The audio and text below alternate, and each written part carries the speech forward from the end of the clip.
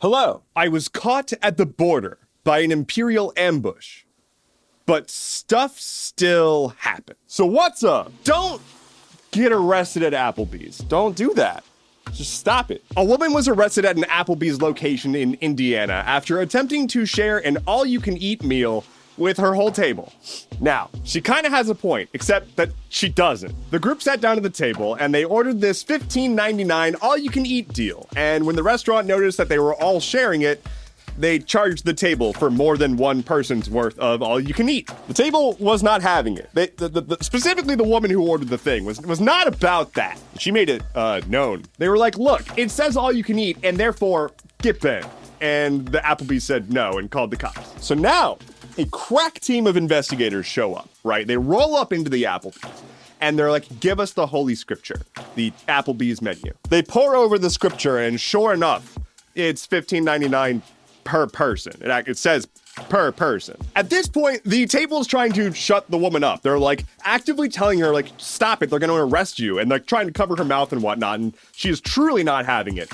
She was arrested and charged with a misdemeanor. I guess you could say that although it was all you could eat, she bit off more than she could chew.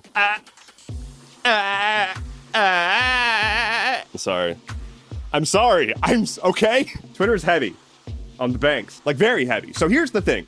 Banks had to give Elon money to buy Twitter, right? And that didn't go great. He needed a lot of it. He bought Twitter for $44 billion.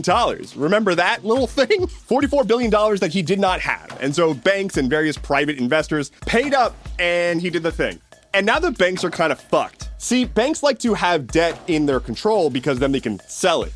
Because finance. But because Twitter is doing so poorly financially, these banks are just stuck with this massive loan that they can't sell off to somebody. The last time that we saw banks stuck in a situation this bad was the 2008 financial crisis. I want to be super clear. I'm not saying this is going to lead to a new financial crisis. I'm saying that's how bad the situation is for the banks who got in on this deal. Essentially, they have this loan in their big spreadsheet and they want to delete that row and they can't.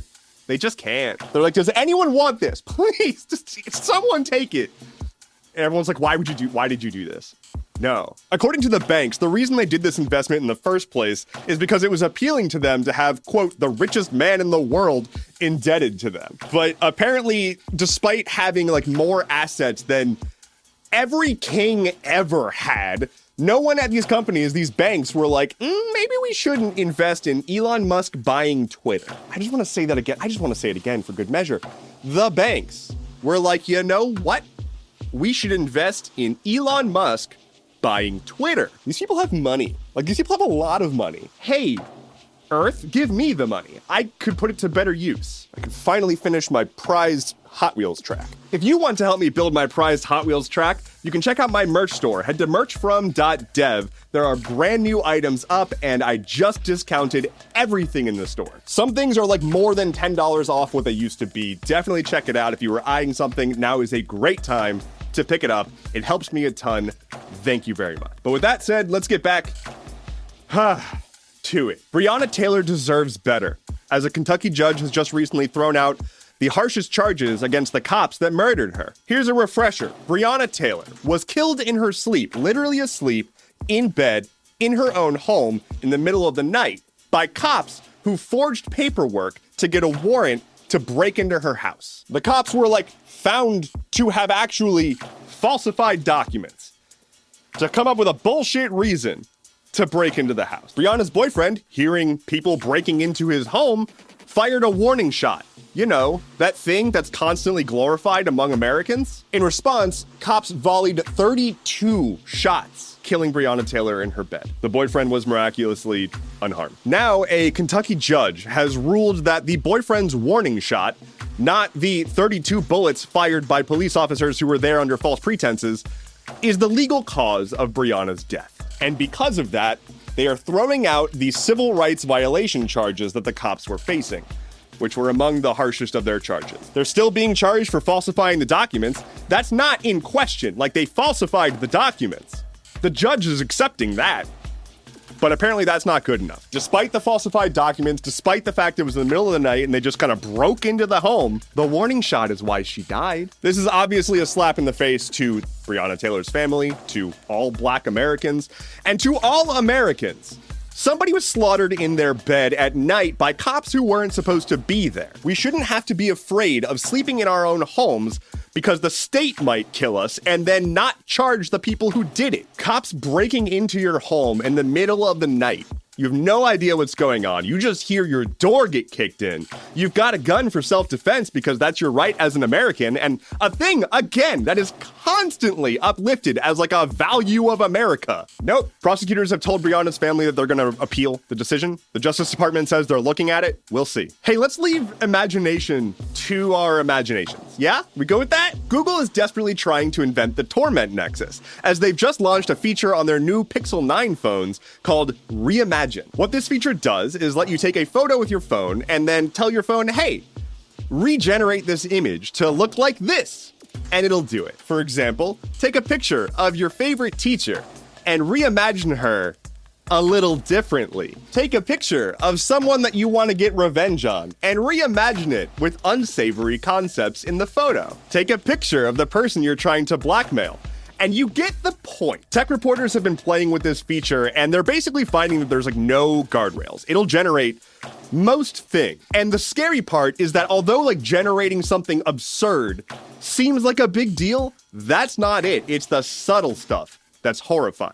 Imagine you're a teenager living right now, and your parents are woefully ill-equipped to identify AI images. Your middle school, high school bully, whoever, falsifies an image of you very convincingly doing insert thing your parents don't like here. You can see where this is going. And while yes, this has always really been possible with like Photoshop and even recent other generative AI apps, this is now going to just be built into the Photos app on your phone. Zero barrier to entry, very little guardrails. Like, yeah, people can do bad things in many ways.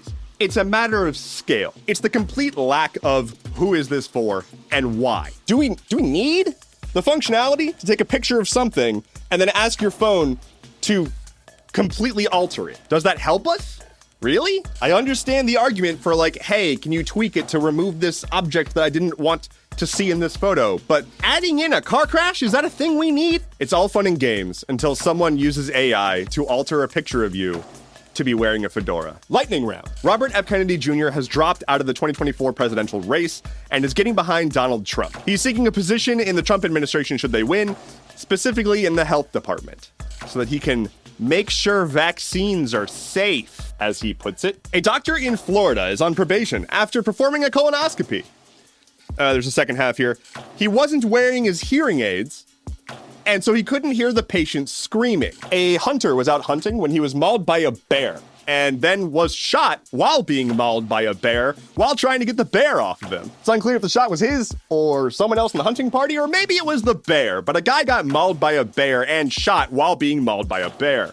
He's alive, mostly. Members of the super rich family of Mike Lynch, a rich British tycoon, have died after their yacht overturned off the coast of Sicily. 7 dead. More notably, hundreds, if not thousands, of migrants per year die in that area on ships that are much less luxurious than a yacht. Nintendo will be shutting down Animal Crossing Pocket Camp in November. They're going to instead release a new version of the game that's like a one-time payment instead of having all the microtransactions and online interactions. So you'll be able to have what you had and continue to play it as more of a traditional, you bought the game, now you can play the game. We're going to be getting a book that is 70 previously unpublished poems by J.R.R. Tolkien. It's being put together by his son and some like experts of his legacy. Y'all, after that TikTok trend that went viral about eating a whole cucumber, Iceland has a cucumber shortage. This is the worst. This is the outcome that I told you would happen. No one is ever considering the impact of TikTok trends on the Icelandic cucumber trade. It's bullshit. A U.S. Border Patrol agent in New York was arrested after being caught requesting that female immigrant applicants show him their breasts. He was like, this is a part of the process. What? The Mormon Church just passed a whole bunch of new restrictions on transgender members of the church, basically equating them to predators and saying they can't work with children. Hey, fuck the Mormon Church. The founder of encrypted messaging app Telegram has been arrested by French authorities. Telegram is famous for their lack of censorship and also specifically rampant issues with child pornography and a bunch of other really unsavory things. Your boy is a fan of privacy and encryption and all that good shit. And also, Telegram is kind of a cesspool, but I would really, really prefer it if the EU would stop trying to undermine all notion of encryption and privacy. Thank you. And finally for today, those stranded astronauts are finally coming home in February. There's been 2 astronauts that have been stranded at the ISS for a while. Their original flight home didn't happen. They must have missed the gate. Specifically, Boeing was supposed to bring them home. You never want that to be the case. It didn't work.